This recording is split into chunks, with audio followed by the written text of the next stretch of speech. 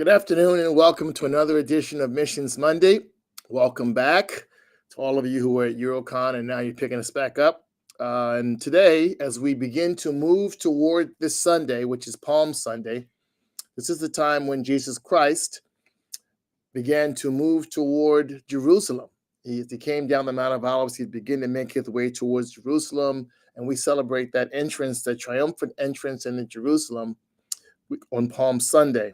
And ironically enough, we're speaking about Jerusalem today, but not that Jerusalem, but your Jerusalem, as we begin our program talking about reaching your Jerusalem. And I'm joined on the program today with Pastor Brent Hillenga from Colombia. Pastor Brent, welcome. Welcome. Great to be here.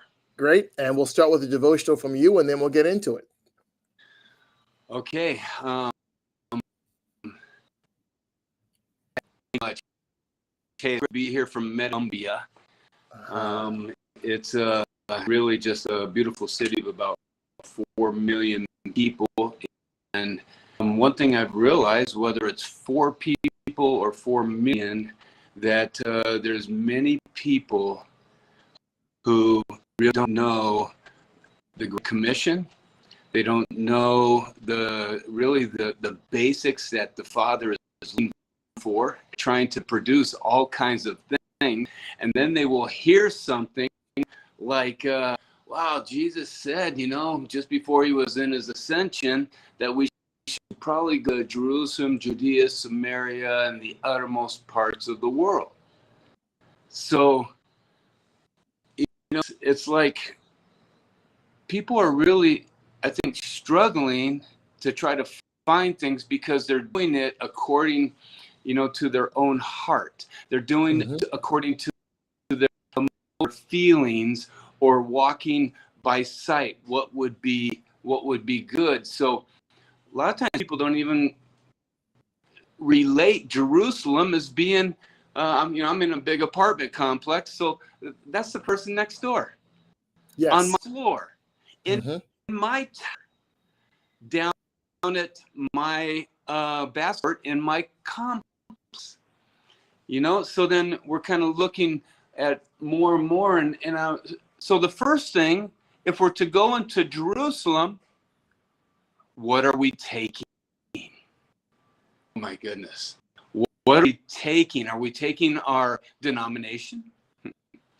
Are we going to take the things that we are good at ourselves and our concept of what would be important for others? Maybe a good deed or clothes or food, that type of thing, which those are all. But there's the passage is so beautiful in John 4 when Jesus is describing what the Father is looking for. So before I need to know what the Father is looking for. So it says that he's looking for true worshipers. That's all. If you are like worshiping God in this way, that means that you're going to be in his word, you're going to be hearing, you're going to understand that the Jerusalem is his idea. It's not one that we came up with in greater grace. It's his idea. He wants us to worship with the fact that he's given us a commission to go, into all the world, and of course looking at the Jerusalem as we're looking today. So it gets defined a little bit more that it's what he's really looking at is those who worship him in spirit and in truth. This is what we needed to go to the Jerusalem. So now we've kind of described a little bit about what Jerusalem may be on a close side, something really close in our neighborhood, so to say. But then, it really gets expanded. I look out. I'm up on the 12th floor, so I'm like looking out every morning in the prayer, and I see like these conglomerates of apartments, and I probably looking over at least 1 million people. Wow. On this side. out. It's pretty. So here, just fun with the with our viewers if they're looking here. So there's Jerusalem there. That kind of adds a little bit of reality. It comes over there, and then they're building right there. And so I look out at this many times, and I just think to myself, yeah, I'm not sure. Maybe I got lost. My here. I hit the wrong thing. There we go. I'm like thinking, Lord, there's people that have work schedules. They have their families. They have people, trying to make them do other things, or a lot of responsibilities, or a lot of appointments. Boy, how can we touch these kinds of people to reveal to them, the of our Creator, to reach out to these people, and then to instill them a good in order to be able to do that. And that is like really have fellowship with the Spirit of God. If I have this fellowship this way, it's going to produce a result that goes out this way. Excellent. Yeah. That's like an amazing thing. So think of this. He comes up and meets, and I'm not going to go through the whole thing with it, just a really one specific point, that Jesus met the woman well. He sent them to get some food because, that was kind of their priority at the time, and did a phenomenal work and explaining things to her. And in verse 28, it says that the woman left her water pot. In other words, her security, her natural provision, her just something that would give her sustenance, and she went and said to the men there, "Come and see a man." You see, she put down her natural water pot, her natural vessel, and she became a living vessel for the living water. And she was just saying, "Come and see. Come on, just come and see what I do."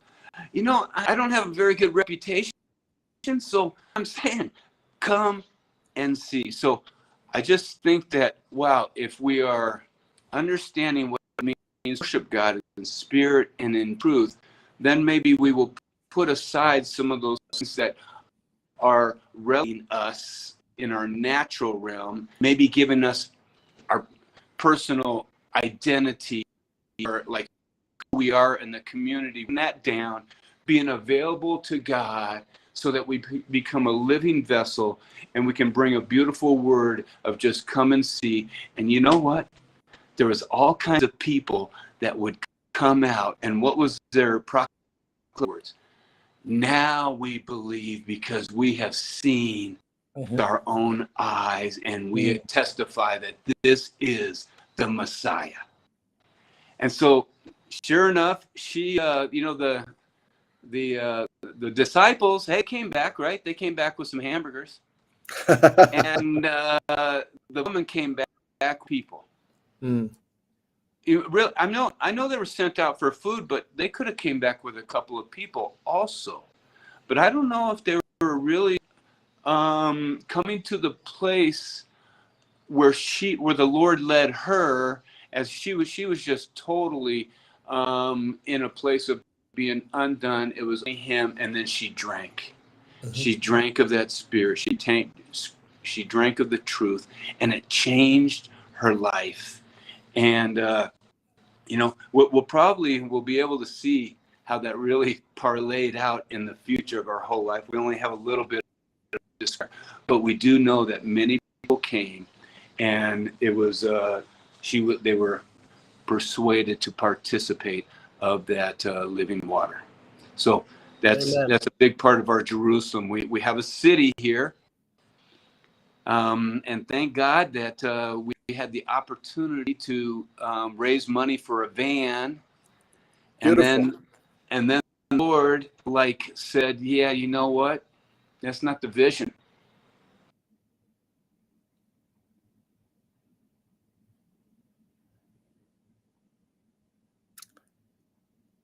Pastor Brent?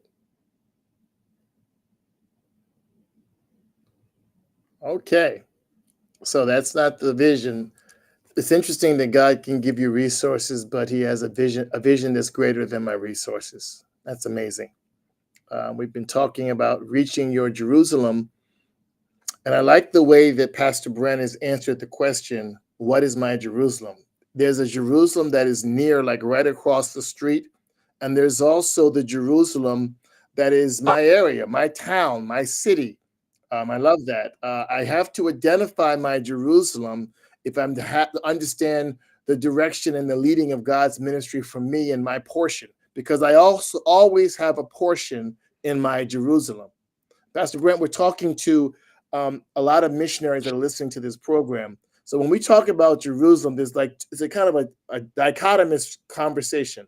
On the one hand, you're talking about your Jerusalem in your own country. Like maybe you're in your own country. And then there's the Jerusalem when you're in another country. Now you have had experience in both. You've had experience winning the lost and having a ministry in your own country, in your own Jerusalem, in your own country. But you've also had experience reaching what you just explained in your Jerusalem in another country. And there are some similarities, like you pointed out, but there's also some differences. I would think that in your own country, there might be a measure of familiarity with you and those you minister to in your own country. But I might also think in another country, there's a measure of disconnect because it's an entire culture that you're walking into that you don't understand how this culture works inside your Jerusalem. And to minister in your Jerusalem, you've got to understand how life works and how the culture works and how God leads in another country in your Jerusalem. What tends to happen oftentimes in missions is you tend to do your own thing in your own Jerusalem, but you don't necessarily connect and interact with the Jerusalem where you are because it's just foreign to you.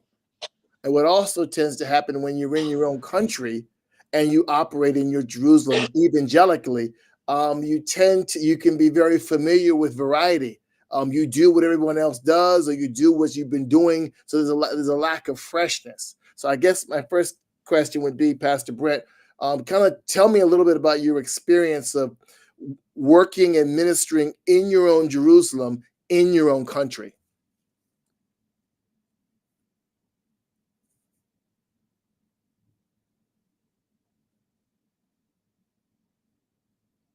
Pastor Brent? Okay, we've lost him for a second. And I'll just continue that thought for a minute. That it's. I think in your own country you can be very familiar. A prophet's without honor in his own country.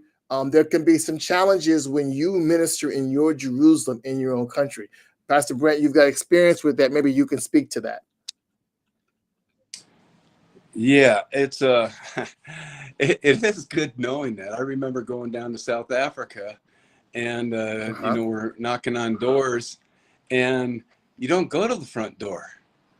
You walk around to the back door, and it's like, wow, that seems really odd, But if you actually went to the front door, that would be odd, So that was kind of unique. I think that sometimes you need to really realize that there's there's people that have certain elements of time. So one of the most important things, if I'm going to talk with someone, I really want to know, hey, do you have a couple of minutes? Because what good is it like being the best friend to their dog and all that kind of stuff, and 5 minutes later they walk off? Sure. So that's kind of an important thing. Sometimes language can be an important thing, so I want to be sure that I'm prepared. That I would have a certain track, or it's amazing now being able to use your phone with a translation. And I just try to have a couple of maybe questions to be able to ask someone. One of my favorites that I like to ask someone, I turn it around a little bit by saying, hey, can you help me out? I absolutely believe that there is a heaven and hell, and you probably are in the same conclusion. I want to be sure that I'm going to go to heaven when I die. Can you help me out and tell me the truth? Mhm. Well, Do you notice that I guess I could put it this way.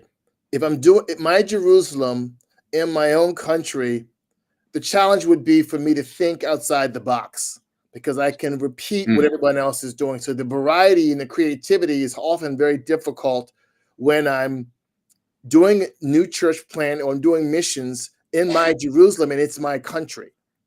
Now, I guess I would phrase what you just said.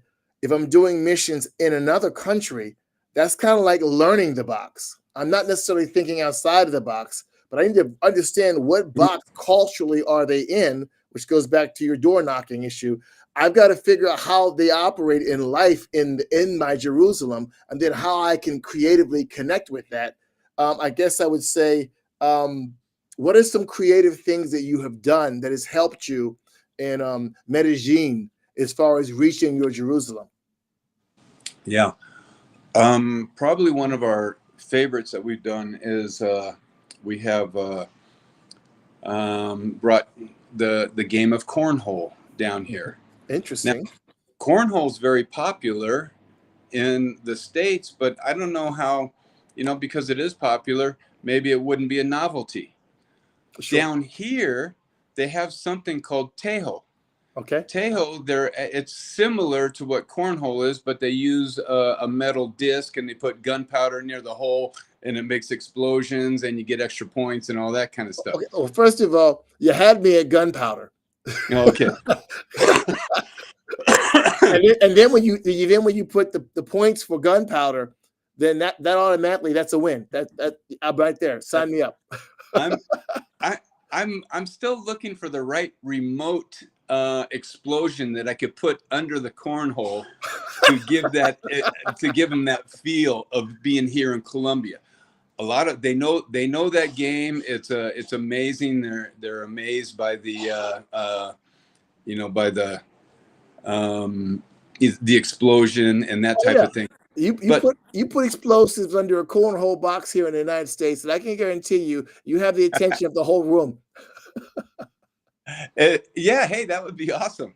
So It so might what not be happens? legal, but yes. we so I'm asking people, a lot of times. So I go out to a walking street. Okay. They shut down the one side of a main street, and the dogs, the roller skates, the families, the bikes, everyone's coming by. Okay. So it's really just A a parade. beautiful thing. What's that? Sounds like a parade. It is. I mean, literally thousands of people. So Wow. we set up our cornhole. We have a sign for our church that's right up there. We have a number of people. We have maybe some music, and then we have a microphone Okay. to encourage people that hey, it's free. It doesn't cost anything. Come on, try to put it in the hole. Hmm. And it is, when someone stops and they actually put it in the hole, every wall breaks right down. They're giving you high fives. They're doing everything. I mean, it's just it's amazing. It's instantaneous. You're Uh-huh. on their side, and sometimes I will call it Tejo Gringo. In other Oh, words, their game, but in the Gringo version, right? okay. All right. And so that's great. We on top of that, we have an American football that some guys will Really? throw. Yeah, Okay. because we're in a place here, and then so some people are like kind of, it's kind of a unique thing. Some people come by, hey, can I throw it? Or they'll be there. We toss it to them because if they're looking with interest, and if I see they're athletic, I toss them the football, and then they see the thing, and then I can run over. I can give them a track, or I can start talking with them, or doing something in that nature. Okay. Other people are just walking, and we have some of the kids that are like this. we are moving on Easter. We are moving into a beautiful facility. It holds 200 people. Wow. Our church has been really growing in a great way. There's but now with it's they have a big stage. There's a oneness. It's so beautiful to see a oneness of this other church, that they're just open arms, the right hand of fellowship. It's like, hey, here's all the instruments. You need to use the instruments. It's all set up. So on all of that, it's really beautiful having that kind of unity. Wow. And I told them, I said, our church up in Silver Spring and many churches in the United States, they open their doors for Spanish-speaking churches. It's kind of a normal type of thing. And I said, there's only one English-speaking church in this whole city. Wow. That is looking to help to rent and share a space, and they're in your church. Can you believe it? There's no other church. You're exclusive. So so that's kind of unique in that sense. Sure. And we do have translation, because Okay. sometimes we'll have a spouse that speaks English, Okay. and then the spouse comes along. So I mean, it's really beautiful. Thank God for Zoom, and being able to have the translation, because we have Pastor Selwyn from Finland.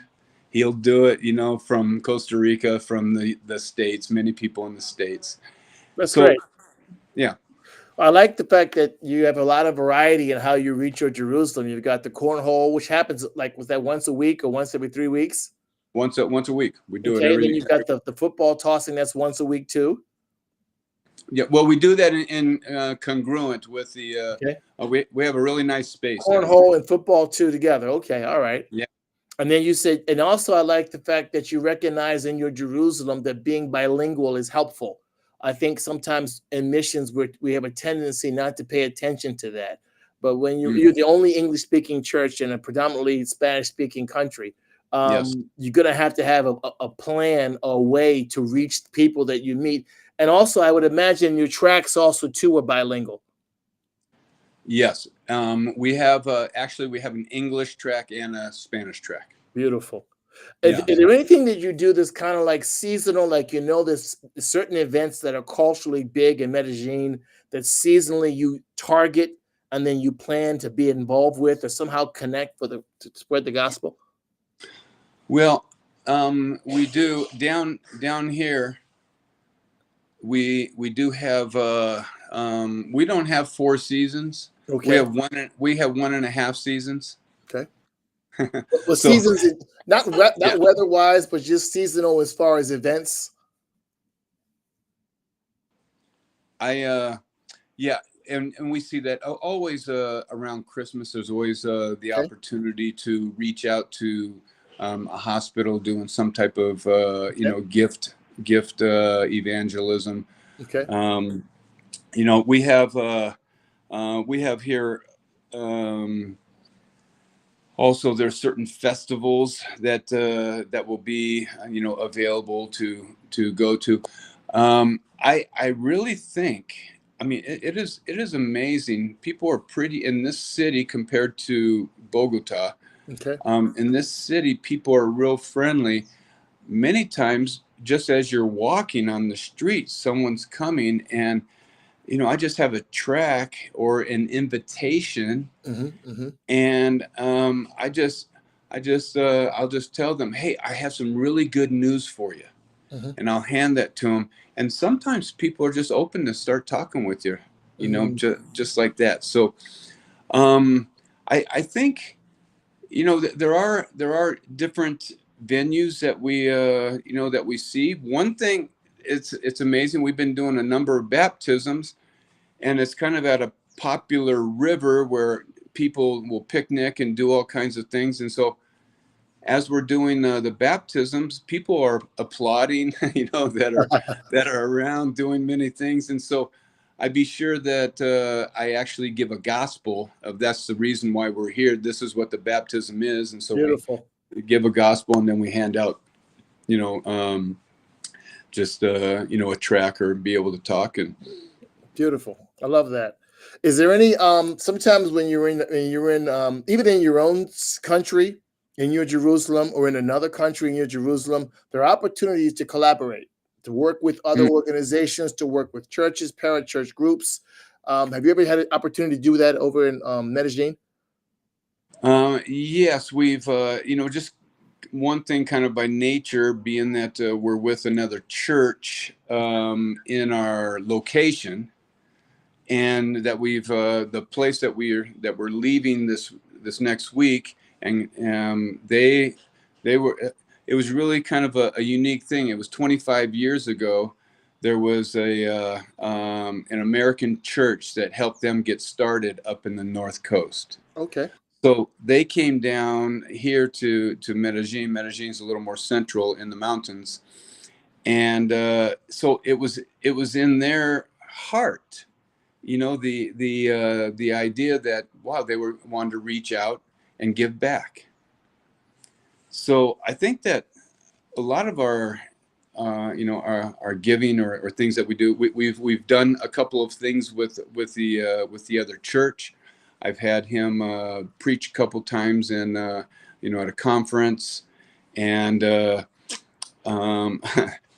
asked many times to use the cornhole boards, and Without the gunpowder. yeah, exactly. We so we have kind of a unique thing. I know that the line went off that the Lord really had us so far as with the van. Okay. And that we were able to buy 2 vans for the same price. Wow. And one of those sits 15. It's going to be much more associated towards our youth ministry and towards ministerial things. And then the second one was it was just really a gift, much newer, and so it's we will be able to utilize those in a beautiful way in many different venues. So we've been going up to, it's on the north side, and there is a metro that runs from the south to the north here in Medellin. So this new building that we have, it's a 5-minute walk from the Poblado metro station. Oh, wow. Wow, that is so beautiful, Convenient, yes. Yes, it's Wow. location like that is incredible. Does that help you out with outreaches to have those vans to be able to just we used to do the old Greater Grace blitzes? Does that kind of help you with blitzes to blitzing certain parts of Medellin?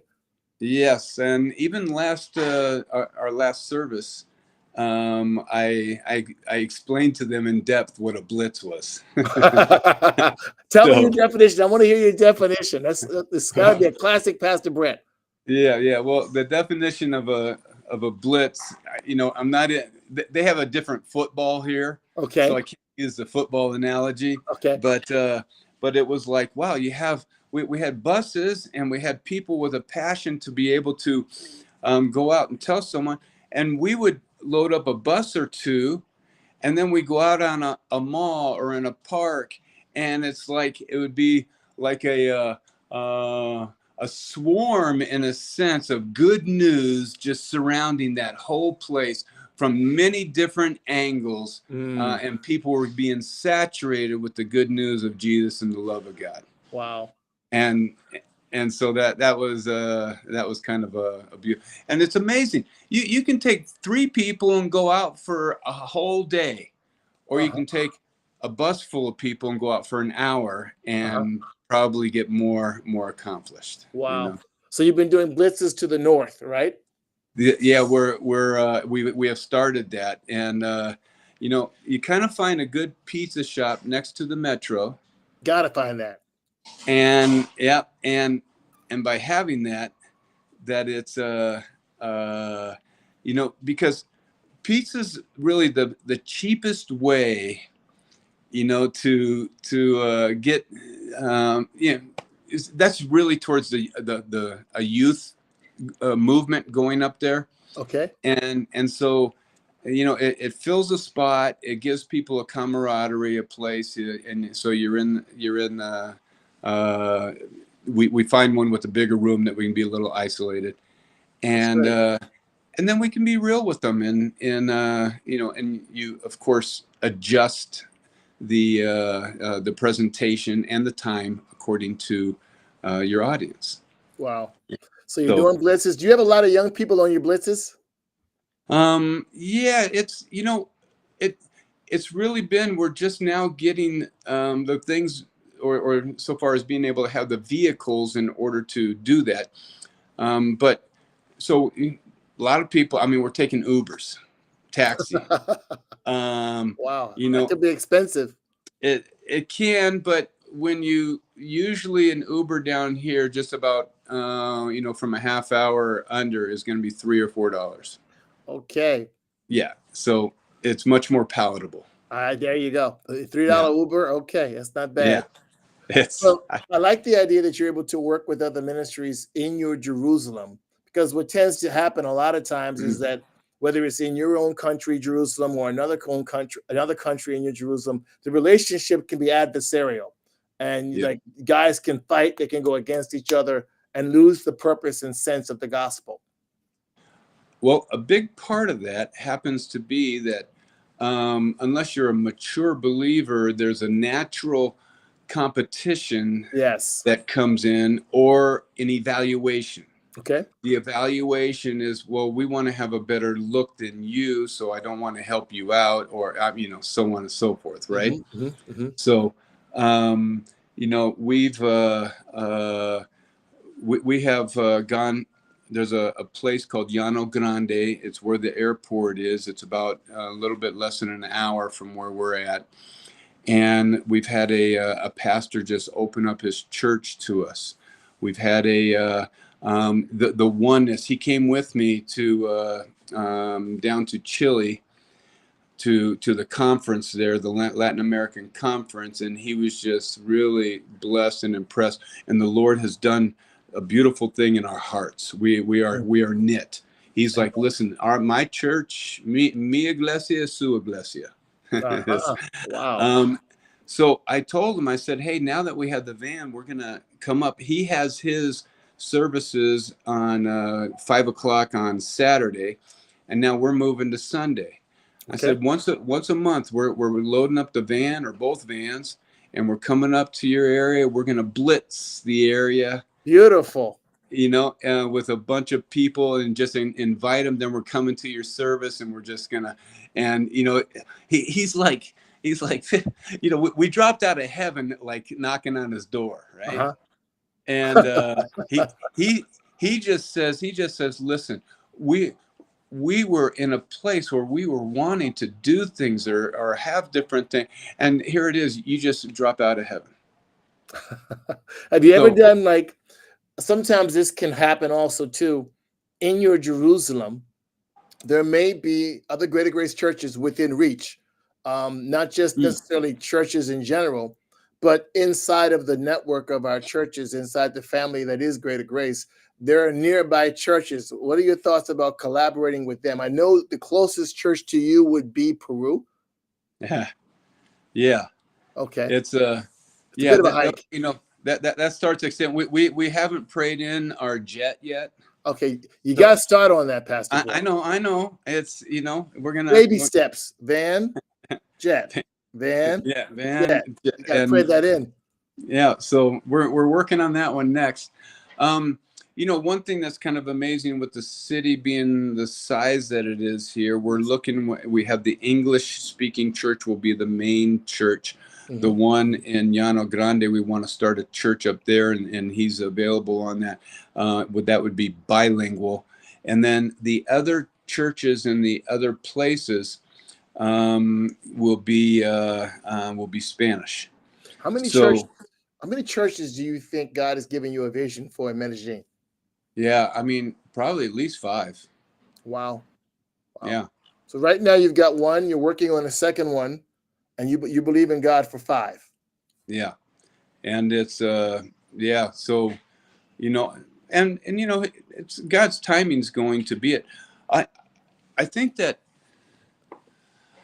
I think that one thing that we really all need to do, and I did. My wife and I had a beautiful prayer and discussion this morning. That how is it that we can truly funnel down the reality of application of what we believe?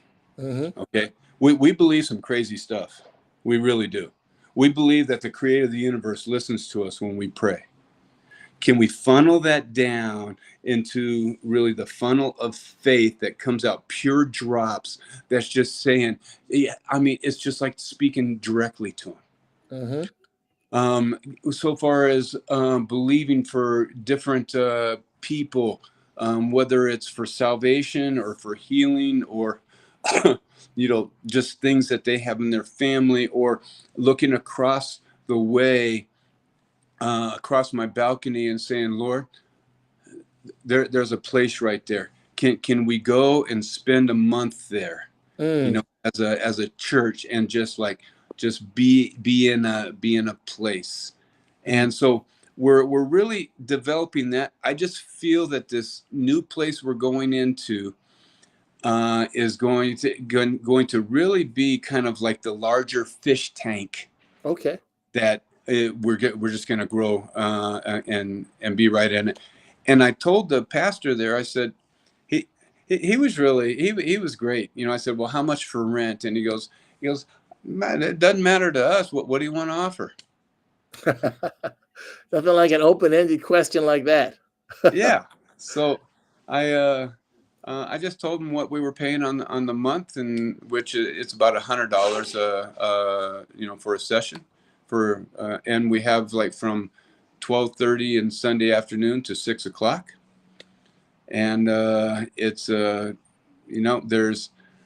there's ample parking, all there's just so many benefits, different classrooms for the real young ones and for the other young ones. And Let me ask you a so question.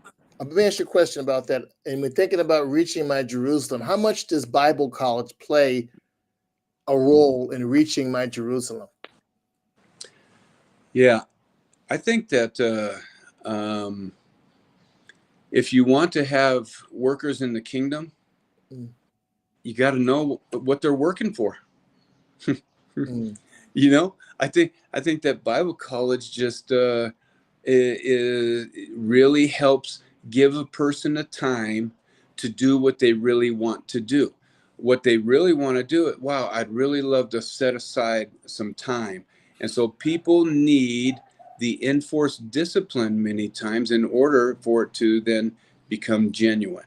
Mm-hmm. There is kind of a thought around here that that kind of comes in. So you look at it like, well, I mean, you really don't need Bible college. The Spirit will teach you all things. Yes. And it's like, well, if he authored like the way that we could see things in the scriptures, then don't you think that's what he uses? Yeah. And it doesn't take long, to be able to show the futility of that thought. I mean, you just can ask, well, do you believe that there's spiritual warfare? Okay. Do you believe that there's certain weapons that God gives to you? Do you believe that there's certain armor that the Lord allows you to work best and to be able to have a good mindset concerning that? Mm-hmm. Where are you going to learn that? Yeah, that's beautiful. Yeah.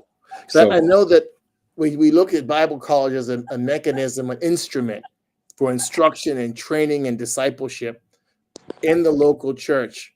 But I want to believe also, too, that in my Jerusalem, particularly with our Greater Grace churches globally, we're able to reach a lot of people in our Jerusalem simply by offering our Bible college as a method of training. Because ironically, a lot of churches have no way to train their people. They have to send them somewhere else, actually. I yes. remember in Zimbabwe at one point, we had 90 churches represented in the Bible school. 90 different churches sent their people to our Bible school. So it's like the instrument is not there and the need is there. And just through the virtue of our Bible school, we became known and reached out in the city of Harare just because of our Bible school. So it can be a valuable tool in reaching my Jerusalem by having a ministry not just of edification, but also of instruction locally in my Jerusalem. Well, just look at this. When people see, just say, hey, how did Jesus do it? Did he get disciples? Yes. Okay, yes. Okay, do you know what the word disciple means? I mean, if you want to be a disciple, don't you need to know what it means? Sure. It's a mathetes, something close to that, right? So it just means that a student, one who learns, also like a follower. Okay, so if it's a student and one who learns, how are you going to do that? How are you going to put yourself into a place as being one who doesn't really know that much? Some superficial, for the most part, people that are down here, I am finding there is such a malnourishment Really of God's word. Wow. Yes. There's one thing is, there's the real heritage of the Catholic faith. A lot of that, okay. Excuse me. A lot of that has to do with, I just listen to what they tell me. It's the Reformation hasn't kicked in, for the generations to show that, wow, you can read your own Bible. You can like learn the Bible yourself. You can be under someone and study and to know that. And then, a lot of times people are like, concerning like with Bible school, they'll say, oh, I can just read the Bible. The Spirit will tell me and I'm like, okay, well, hey, just let me know when you need a heart transplant. I'll just get someone that, has read about, hearts and they'll just follow their gut feeling. Nothing like gut feeling surgery. Hey, wow. That could actually be the name of the clinic. gut feeling surgery, Operation Wing It.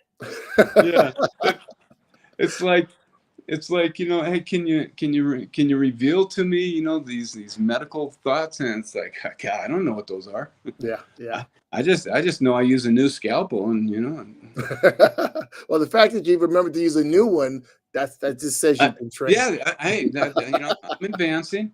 And what process do you use for stitching?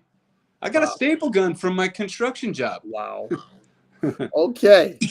All right. You mentioned something earlier. I want to go back to about vision. I like that. The average believer doesn't have a vision for their Jerusalem.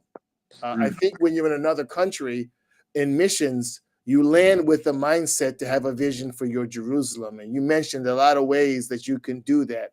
But let's just say that I'm a believer and I'm in my own country and I'm in Jerusalem, but I really don't have a heart or a vision for Jerusalem. How do I grow in having a vision for my Jerusalem?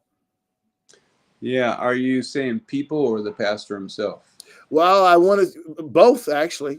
Yeah. You can start both ways. Well, I think that when it comes down, and quite honestly, I really feel that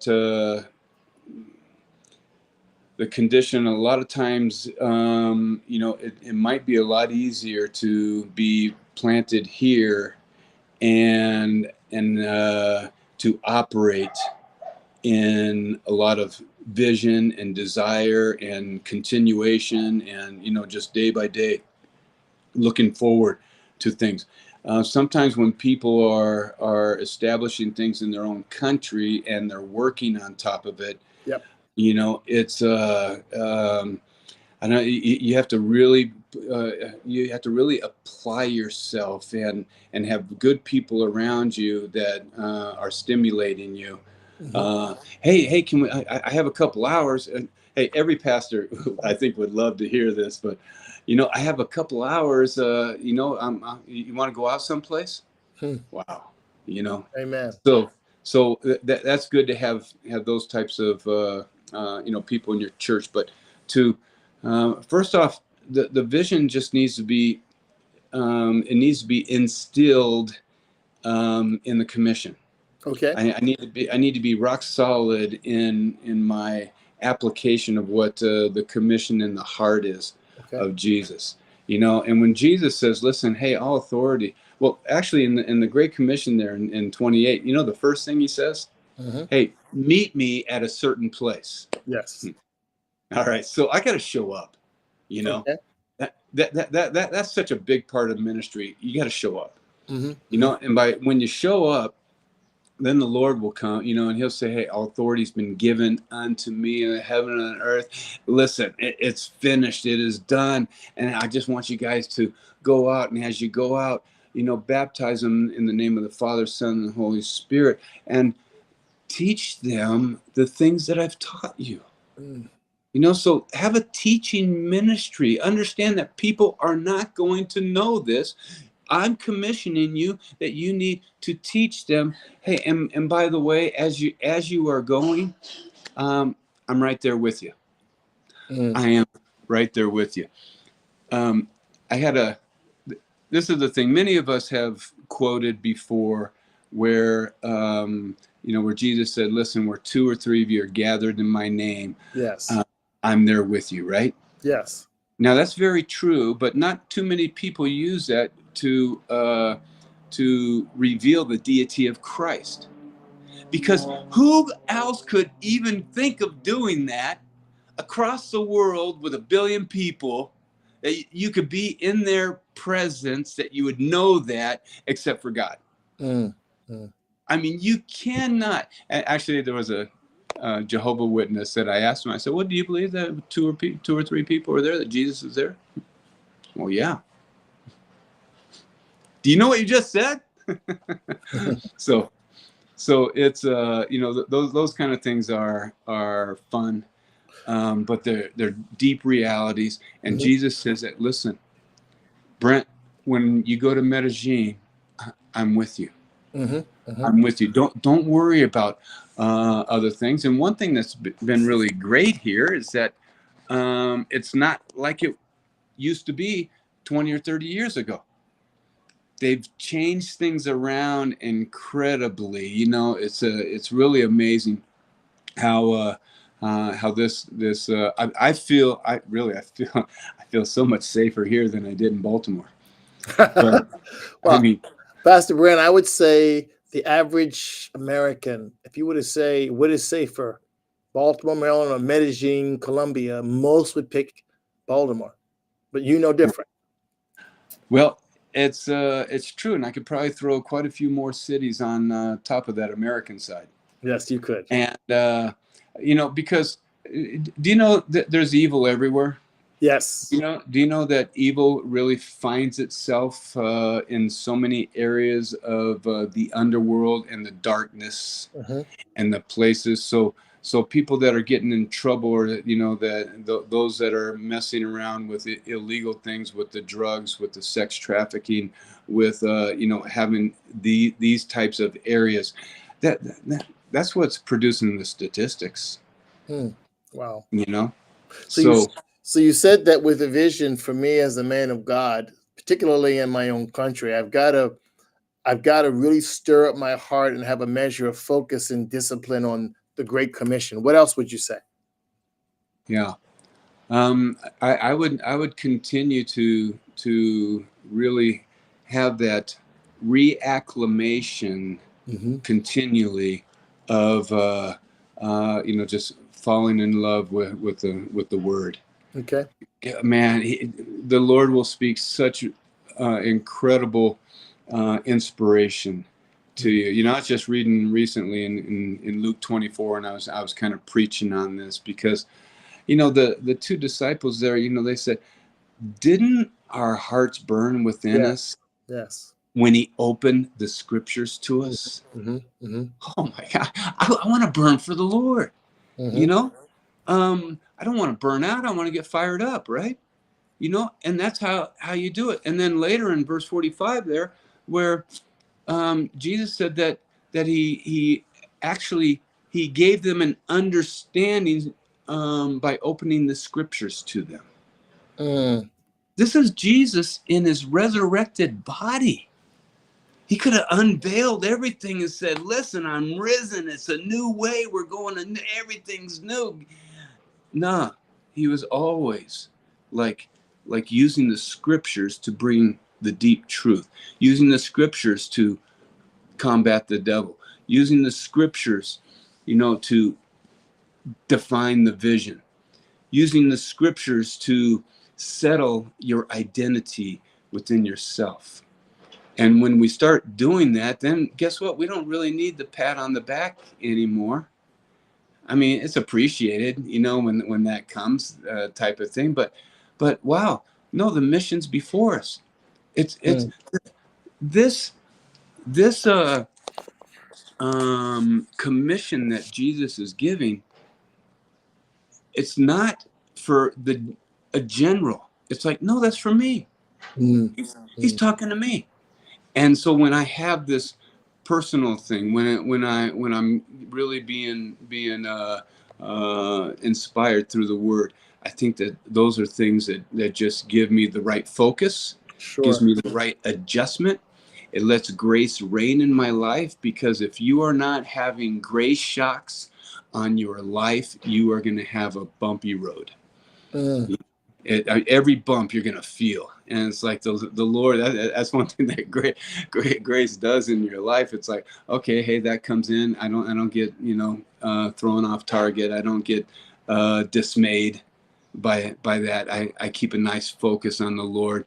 You have your hand to the plow. I'm looking, forward to the prize of the high calling of God.